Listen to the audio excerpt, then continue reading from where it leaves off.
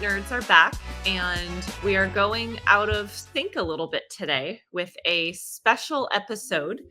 Instead of Dr. Eloise and I kind of chatting back and forth like we normally do, I am going to actually interview her today for a very special episode talking about and celebrating, I should say, her 25th year anniversary with Kearney. And there is a lot to unpack and talk about her career and some big things that happened personally and professionally to her. And we both thought this would be a really nice tribute to Kearney, who has been incredibly supportive of her throughout her journey. So, Dr. Eloise, you're being put in the hot seat today. I know, seriously. Last week, I put you in the hot seat, but wow, do I feel it already? I'm feeling self-conscious, I have to say. So I have some questions prepared and I've kind of bucketed them in hopefully a logical flow, so it'll be a little bit easier for our listeners to follow as we unpack all the goodness and some craziness of things that you've gone through. So I wanted to start with your career origin story. I know we've talked about this previously on a couple other episodes, but I think it's a really good place as a foundation to start off the discussion today. What first drew you to a career in consulting? And how did you end up at Kearney 25 years ago? Because there are a lot of other consulting firms that you could have chosen. So I did not choose to go into consulting. I ended up there, kind of like my focus in procurement. I just kind of ended up there. I'm not. I'm not a fan of consultants, or I wasn't back then. I think I'm a self-hating. Somebody teased me about that. A self-hating consultant. I enjoy doing the work, but also I just think it's funny that people get paid to give to give their opinions. I didn't understand what consultants were in the late 90s when I worked at San Francisco Opera, and because we had some come in and set the IT strategy, and so I was miffed, and so I had sort of a negative view. But over time, I've come to change that view. But to answer your question, I actually went to a startup called Abbreviate, a reverse auctions. So I was in the original 1.0 procure or SaaS procurement push at the turn of or the 2000 in 2000. And Abbreviate, the company was Abbreviate. It was founded by Kearney, mostly Kearney partners and principals and managers, and everybody wanted to get rich in the .com boom. I didn't. I was just leaving the opera to try something, to be into this tech world. And eventually, after 2 years, EDS, who was the funder, pulled the plug, and we got absorbed into Kearney, who owned EDS owned Kearney and Abbreviate, and so they pulled the plug on Abbreviate funding, so Kearney took it under its wings. And so those of us that came in through Abbreviate, Kearney, at Kearney, whenever they make an acquisition, they add the years. So if you look at my LinkedIn profile, it says 23 at Kearney and 2 at Abbreviate, but I get credit for the 2 years at the Abbreviate. So that's how I got to 25 years, and I'm the accidental consultant. So a semi-artist working at the opera went to a startup and then became a consultant. Yes. And I mean, with my first of all, when I started, I only had my bachelor's of theater. And along the way, I got 2 master's degrees and a PhD. So, but even so, like if I were to apply, I wouldn't even have gotten an interview. So they would have laughed. So it's kind of funny that I backed in, kind of hid for a while. And here I am 25 years later. And reverse auctions have kind of gone full circle, right? Oh my You God. worked at a reverse auction company. They were kind of taboo and the no-no, and now they're coming back. Conferences that I go to, reverse auctions are really a thing and almost becoming kind of hot again. Well, it's like we were talking about data centers. It was everything's on-prem. Now then everything's on the cloud. Now we're back to hybrid or back to Hybrid. on-prem. Like, yeah, it's like everything always yo-yos back and forth. Mhm. So, I'd like to have you share a pivotal moment or decision early on that shaped your path into supply chain and digital futurism, which I don't even know if I have ever knew what a digital supply chain futurist was until I met you. It's not something that's like a common career path or something that a lot of people. So I'd love to hear that background story. Well, first of all, just for the record, I did not name myself. It's like giving yourself a nickname. That's so cringe. I did not give myself that title. A woman named Lynn McDonald, who is a partner here and a dear friend, she it was for a proposal, and they were trying to figure out like how to make me sound sort of interesting, I think is maybe a good word. And she coined it, and it stuck. Now there's everywhere you look, everyone's a futurist. But what got me that pivotal moment was a whole lot of failure. And it was funny. We'll talk about DPW in our next episode, but DPW New York. But I attended an event that was it was essentially uh, uh, anyway, it was a bunch, your biggest mistakes. There was some colorful language, but we'll just call it your biggest mistakes. And I told the story on stage for the first time that um I was tasked with building not one, but two different, completely ground up versions of procurement performance management tools. So pipeline performance management. And let's just say, spent a lot of the firm's money to bring these to life, and they're both colossal failures. And I was the lead on these, like I had the responsibility, and I did a terrible job. And these were Proud to use internally and or to resell to customers? Yeah, for use by customers and internally, but not necessarily not necessarily to resell. And So so you had yeah, a colossal failure and you didn't get fired. yeah, exactly. Exactly. Also, and I've told this story in previous episodes, but essentially I'd gone down the data science route and big data back when that was a thing, trying to figure out what that all meant. The good news for me is that I had done it in procurement and supply chain, so I was able to build on that later. But anyway, you get to 2016 and my career is in shambles. I got nothing left. And so I took I just, everybody was going left, and I was just like, all right, well, I'm just going to go out here to the right with this crazy idea of what eventually became the spider map. And yeah, I was there when the pendulum swung back to where, because I was pretty much standing alone, and this pendulum swung. And so that's how I got there. So the spider map had a good life. Oh yeah, absolutely. It had a great life.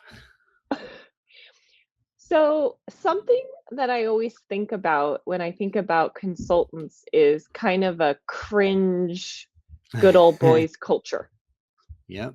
especially when I think of kind of some of the larger, bigger consulting firms. So I'm curious to know what the culture was like at Kearney when you joined and how it's evolved over the years. Because I've noticed as an outsider a pretty big shift. Yeah.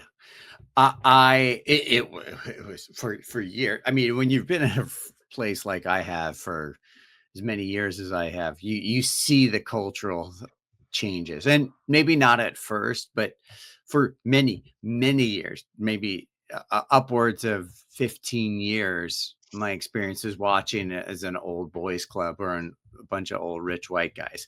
And I'm using that term not because I'm trying to jab at anybody, but just that's what it felt like, especially as I was uh, sort of set aside in the organization. Or let me rephrase that. I was on the outside looking in, And I don't begrudge anybody that their success. There are many very successful partners who are old rich guys, white guys. But that's not what it is now. It has evolved tremendously, and yes, there are always representation and diversity sort of issues, but the culture of the firm has changed dramatically. So we mentioned a few minutes ago that you didn't come up with this name yourself. This was a friend and colleague, a role as a digital futurist in supply chain, but it's kind of the thing that stuck with you. And I think it's what people kind of know you for in the industry, right? It's how people would Yeah. describe you. But what does it actually mean to be a digital futurist in the context of supply chains? I don't know that you and I have ever actually talked about, like, what does that mean to you today in 2025? It's it's thinking about the future without the constraints of today. And I don't think it's any secret that ERPs, or at least I believe ERPs, are a huge albatross around most global supply chains.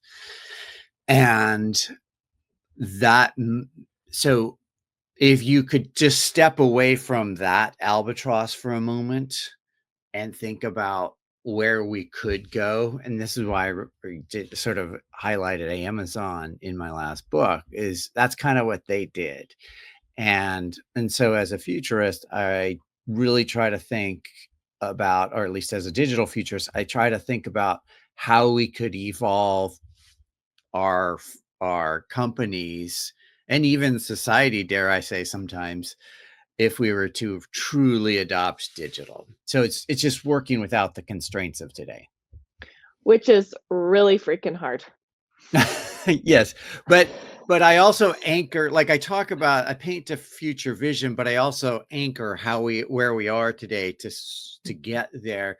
I'm not talking about random AI robots running around. I'm talking about, like, here's a vision that's tangible within the next 5 to 10 years. So let's start building blocks, baby steps, very practical steps. And again, one of the things at DBW New York last week is we were talking, it was all about AI. And I was very practical in what I was getting people to do, even though I was pushing them to the future. I almost think of you as someone who is very pragmatic. While Yes. you're thinking about the future and where things are going, you're also not some pie in the sky, this is totally unrealistic and is likely never going to happen. So that's a word I think I would use to describe you. I love that. Thank you.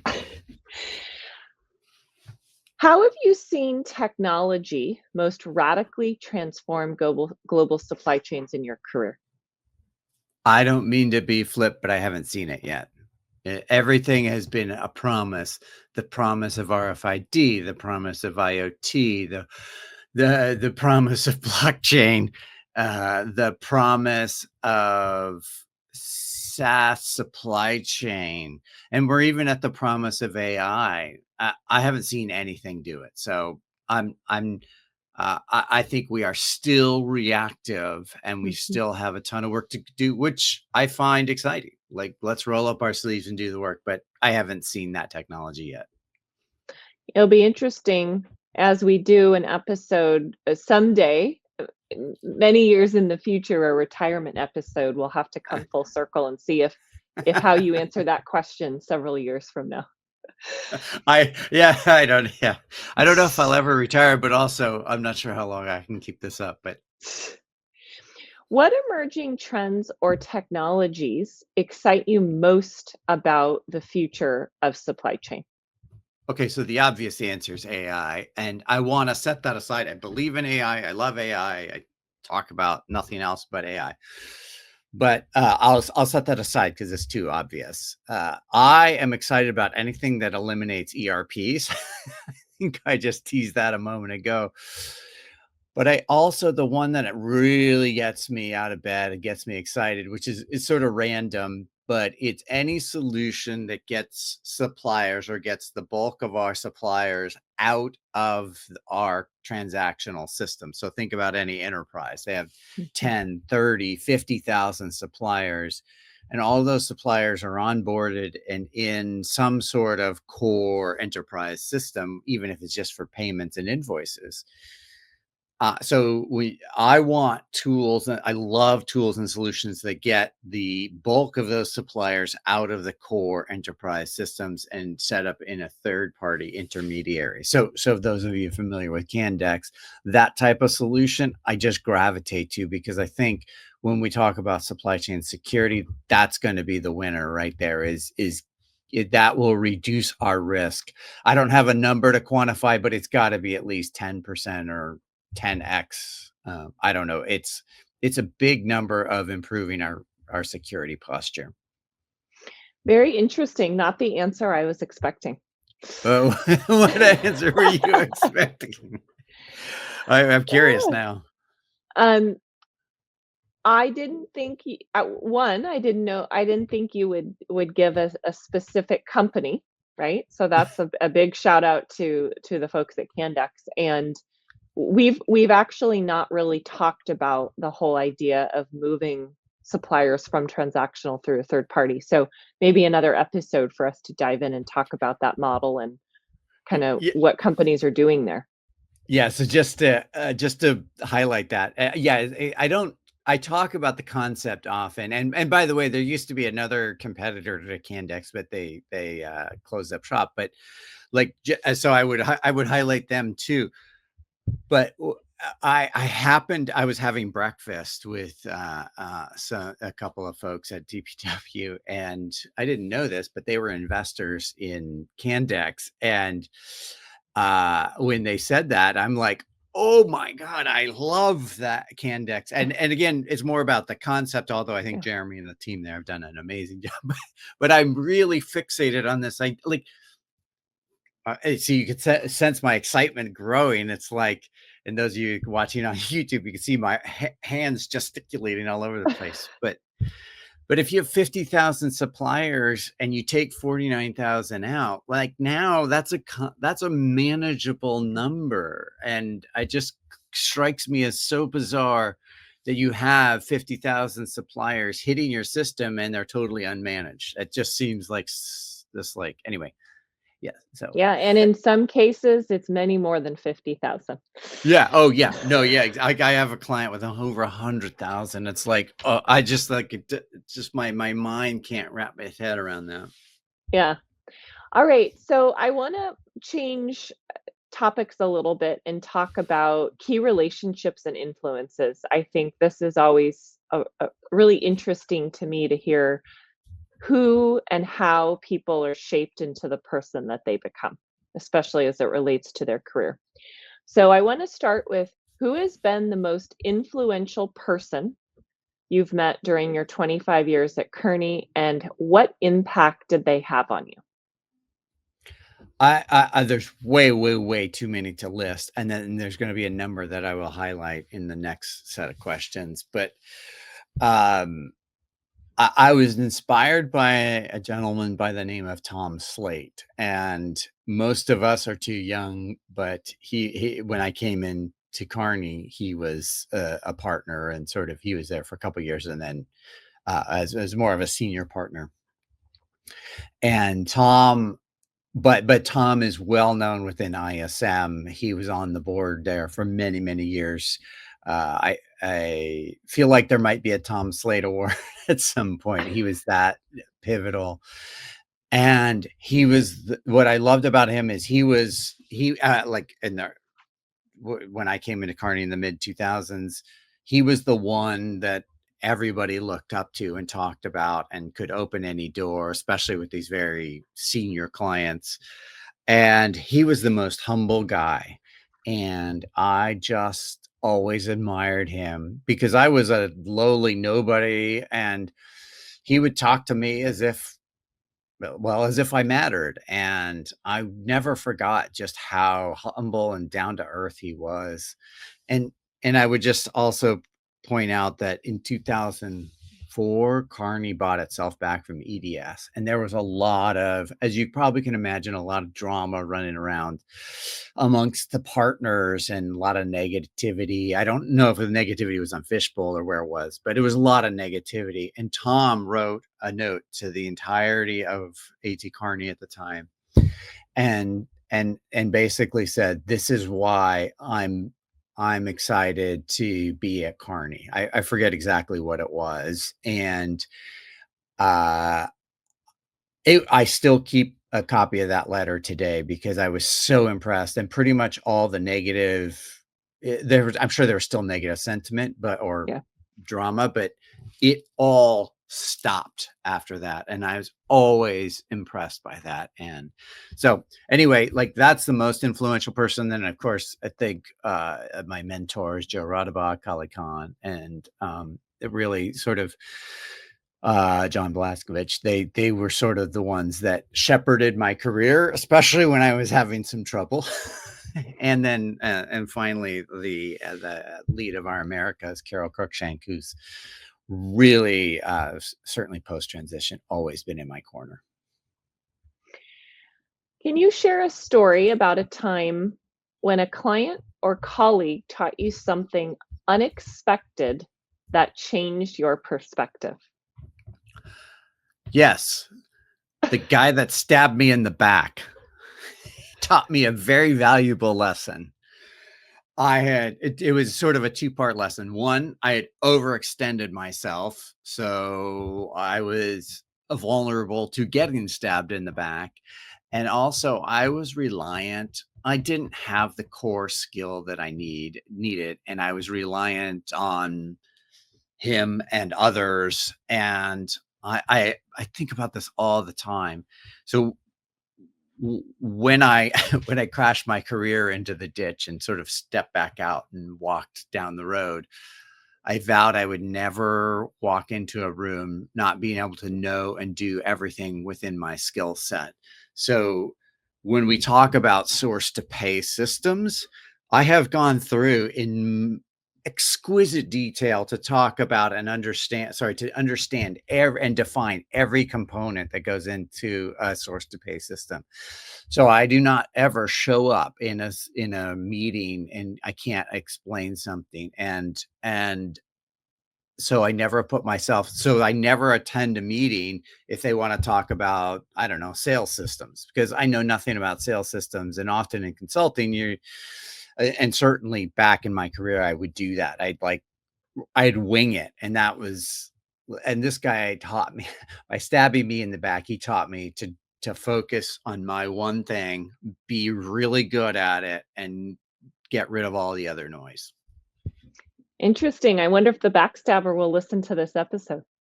I doubt it, but that person's still with Kearney, let's just say. Okay. All right. So you had a major personal life change happen while you were at Kearney. And so I'm hoping you're going to be open, and if any of this makes you uncomfortable, tell me, Sarah, cut it, and we will move on to the next question. But I think this is really important for people to hear and know. It's a big part of who you are, and I think it will also inspire and give some hope to others as well. So would you feel comfortable, I'll start with that, sharing what inspired you to begin your gender transition, and as much of what that process was like for you as you're willing to share? The short answer is I had already sort of been working on transition. The question was, and it's sort of pertinent to this episode, my goal was to work at Kearney 20 years and then quit and then transition at work. And that didn't work out quite that way. I just ran out of gas at about 18 years, 19 years. It was back in 2019. And also the firm's culture had shifted. But ultimately I came to my own personal crisis of I just couldn't do this anymore and be in the closet and dealing with what is like a significant thing to deal with, has nothing to do with work and Carney. And so when I started to see that the firm's culture was changing, and that because I genuinely believed that I would come out and I would get fired, or I'd get sidelined and then fired. And so that's what enabled me to feel comfortable to sort of step out of the shadows. So that's a big decision to make, especially when your whole kind of identity in life was associated with your career, right? That was a big defining moment for you, and for you to make that decision, which was a big risk. If you did get it, what do I call it? I call it silently fired, Yeah. Yes. right? Yes.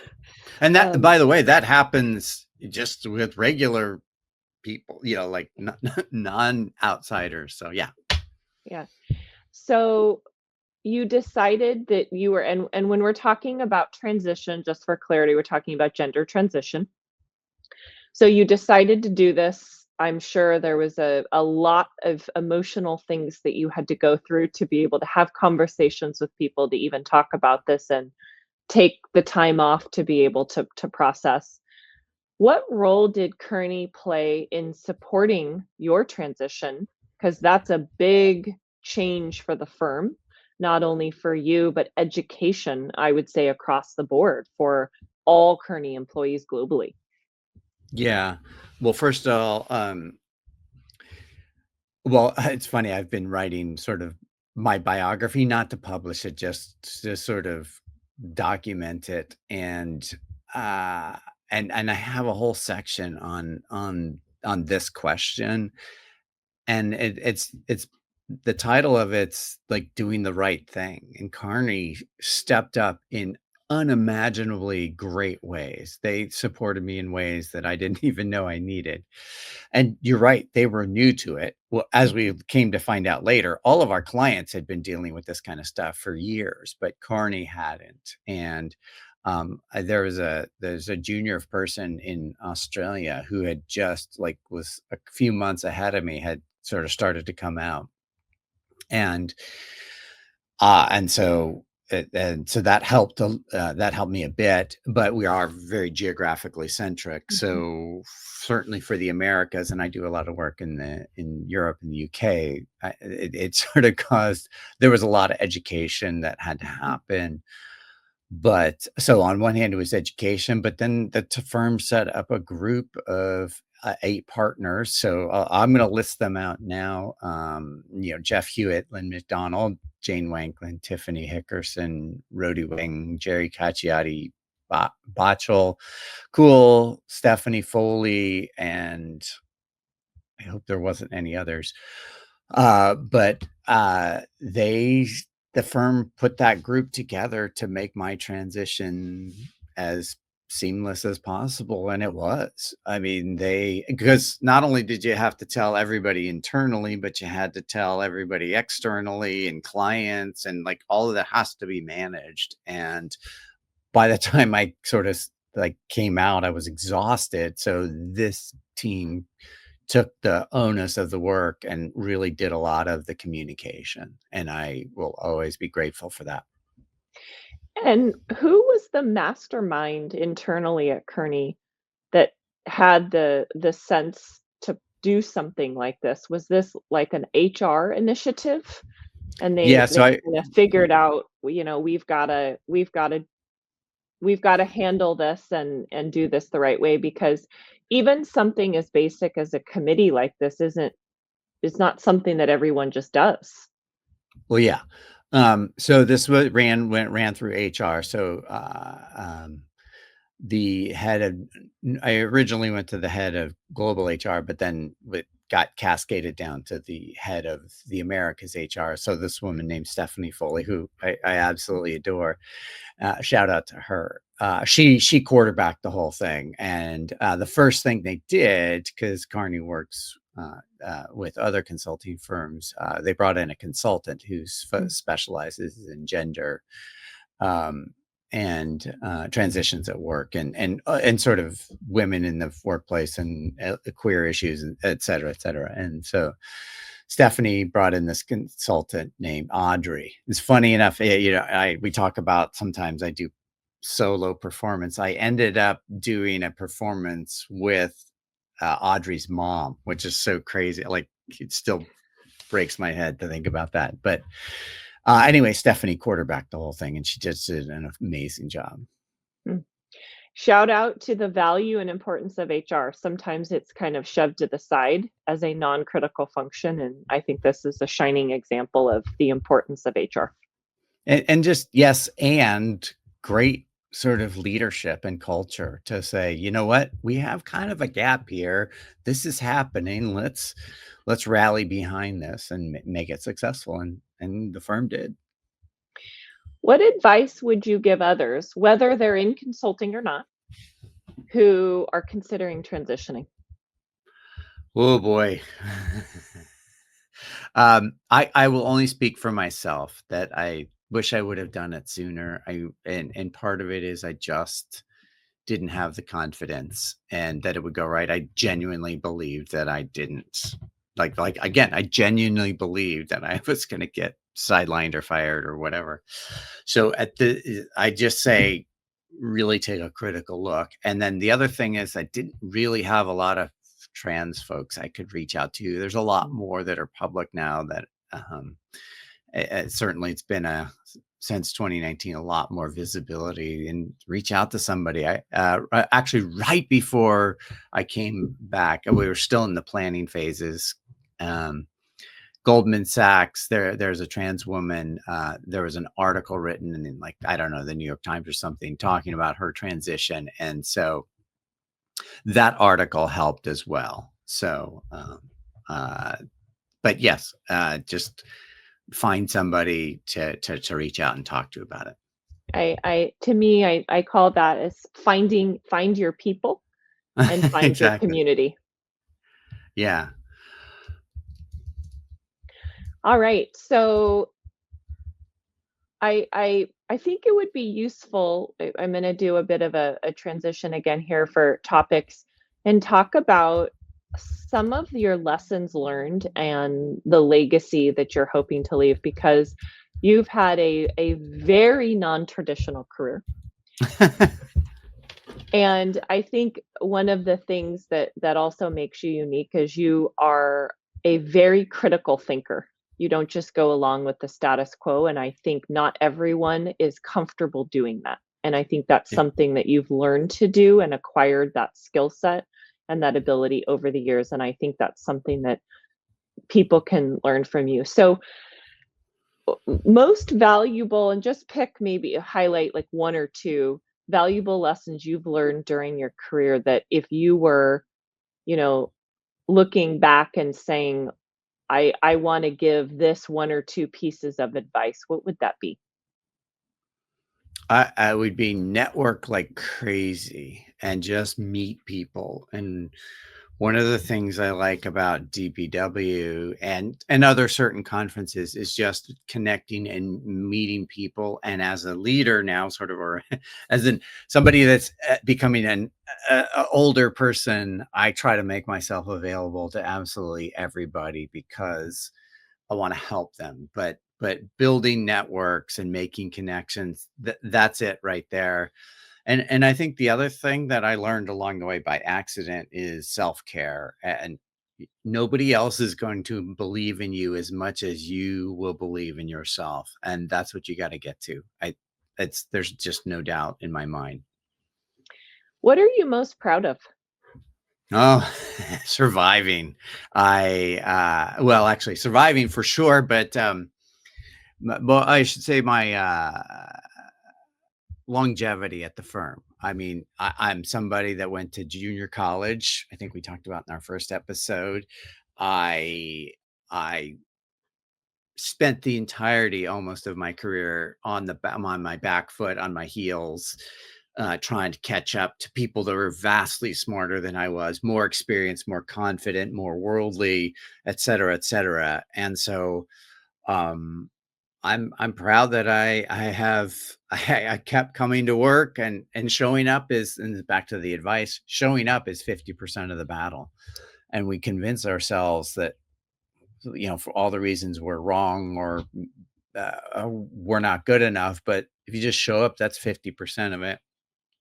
And the other thing I'm proud of is my books. I didn't set out to be an author, but I love and am proud of my books, and look forward to the next ones when they get out of my head. And for Oh, those who and this podcast, I am very proud of this podcast. so for those who haven't maybe read all of your books, what number are we at, and what's next on the docket? Little side note here. Yes. So I have technically I have 3 out. The first one was co-authored with several other Carney folks. And then I have 2 solo books. I have a 4th one that is just needs to go through editing, and a 5th one that I've just started. That Okay. will hopefully drop next year. Hopefully. I would say you're becoming a legit author. One is hard enough, but 5 is it, I think you've figured out the process, right? Hopefully at that point. It's torture is what it is. And anyway, that's all I can say. How do you want to be remembered within Kearney and the industry? As someone who spent their entire career lifting up the profession of procurement and supply chain, that's it. I think beyond Kearney, I think beyond individual clients. I want us to really be proud of procurement, and anything I can do to contribute to that, and especially help the next generation uplift the profession. That's it. All right, in our last little segment here. By the way, that's why I get out of bed I pop out of bed every morning. Well, I'm getting older. I don't pop out of bed anymore, but that is absolutely what gets me out of bed in the morning, is to drive this profession forward, or just to contribute to that. So I want to close out with what I'm calling a rapid fire session. So I'm going to ask you some very random questions, left field questions, and just answer as the first thing that comes to mind as quickly as possible. What's a piece of tech that you secretly wish would fail so we could start fresh? Well, I'm on record as saying ERP. Just kill that. CLM, kill that. Even source to contract, kill that.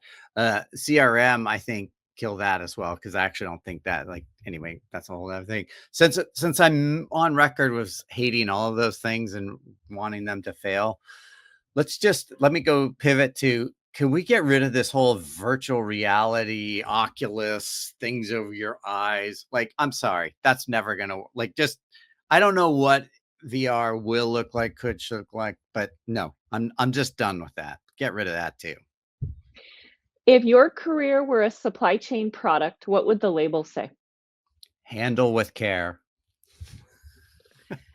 One industry buzzword, and notice I said one. I was already going to answer with 6, but yes. Okay. One industry buzzword you'd love to see retired forever. Blockchain. What's your alter ego's job in a parallel universe? A military general or a police officer. If Kearney were a city, what part of town would you live in and why? The transitional area that's going from not so great to community reinvestment to being the cool place like Oakland or Brooklyn. What's your power accessory for a big client pitch? Heels, and I wear the block ones, so not any fancy heels, just heels to help keep me grounded. And then, of course, my outfit, and a big, huge shout out to my wife, Denise, who always makes sure that I look amazing. So, but together, I just feel super confident, and that's it. Once I'm dressed and the heels are on, it's go time. Power heels. If a new consulting tool had to be named after you, what would it do? Well, it's funny, by the way, side note, somebody actually did name a module after me, and it was I completely freaked, not to that person, but I couldn't even wrap my head around it. That was just it was too much Eloise for me. But if a new consulting tool had to be named after me, I would call it would be it would be the next generation CRM, one that tracked all of these origination, or be very focused on origination activities. That's what I want it to do. All right, and I'm going to close out. Love this question. In 3 emojis, describe your journey in 1 sentence. Can I use more than 3 emojis? We'll let you interpret, answer as you see fit. All right. Well, I'd say there's like 8 emojis I would, but certainly, let's see. I'd see. Okay, so turtle, because I moved slow in my career. Slow but steady wins the race. There's invisible, a part of my career. I just faded into the background. At times I was in disguise. So there's, by the way, there's an emoji where that's like dotted lines and fading. We'll put her emoji sentence in the notes so you can actually see what it looks like. This is the greatest question ever, I just have to say. Then there's the emoji with a disguise, the glasses and mustache, because I felt like I was in disguise for many years. Then there's the angry emoji with the censored out language. So I was for many years very angry, and then there's the trans flag, which represents my transition, and the hands that make the heart, that sort of shows the love that I appreciate and share with that share in the world, and I comport myself that way. And then the dancing salsa dancer, as sort of a diva, and sort of the last 2 are like this diva of love. Diva rocking the heels. Yes, rocking the heels. That's right. So, Dr. Eloise, I want to give you the floor to close us out with any final thank yous, people that you want to just give a tremendous shout out to who have been instrumental in your career. Everybody that I've named so far, and the danger here is I'm going to miss some people, but certainly two old school folks, Tom Klein and Joel Saldana, who absolutely like have been with me. Tom, I brought him in. His 25 years is going to be in September, and Joel was here a couple of years before us. So they were, especially for the first 15 years of my career, just super in my court. Emily, those of you know that Emily, like she's like, without her, nothing would get done. And before Emily, there was Jamari, Emily Brandy and Jamari Torres. Huge thank yous. Maud Merriman, who does all my presentations, makes me look good. Certainly Amanda Prochaska and Stephanie Lapierre, and of course you, who really helped me post-transition, and at least in the external part of my brand, which is so much of it. You really came through for me in ways you probably don't realize, and that there's a whole bunch of stories to sort of tell about that at some point in the future. But there were just elements that made me feel seen and validated. And of course, my public speaking coach of many years, Sarah Elovich, that was probably one of the big things that really helped my career transition, was being a much better public speaker. And I think I just say thank you to everybody at Kearney. I'm sure I've missed about like 100 people, and In fact, actually, now that I'm saying it, yes, there's also Mark Hockman.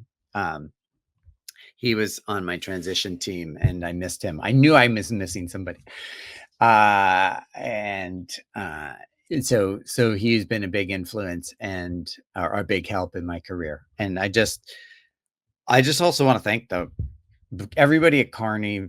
It's been an amazing ride, and I mean, I plan to stay at Kearney at least until they're done with me, but also just the profession, the procurement and supply chain profession. What a great bunch of people. And every time I go to a conference like DBW or the World 50, I'm just reminded of how great this profession is. So thank you to everybody, and everybody I missed, please, please, please forgive me.